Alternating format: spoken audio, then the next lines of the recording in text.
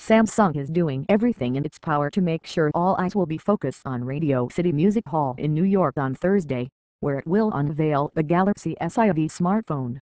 The S5 will be Samsung's flagship device for the year, and probably its most important smartphone ever. Samsung's official U.S. Twitter account today published an image of the Galaxy S5. Not the whole thing, mind you, just a small portion of it, obscured in shadow.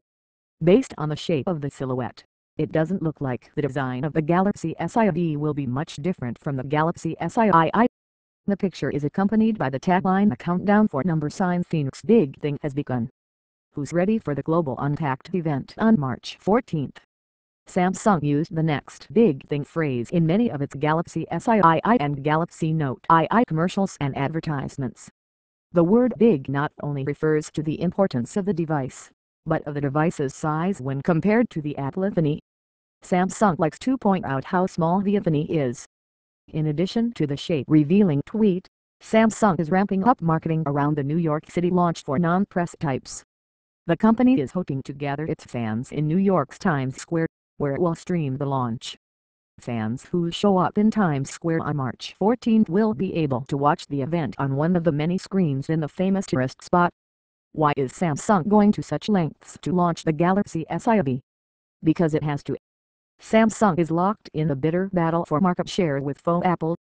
In the US, Apple's iPhone 5 and iPhone 4S both outsold the Galaxy S2 in significant numbers during the fourth quarter of 2012. Samsung needs US consumers to buy its smartphones in greater numbers. Outside the US, Samsung's share of the market is stronger, but it still competes toe-to-toe with Apple.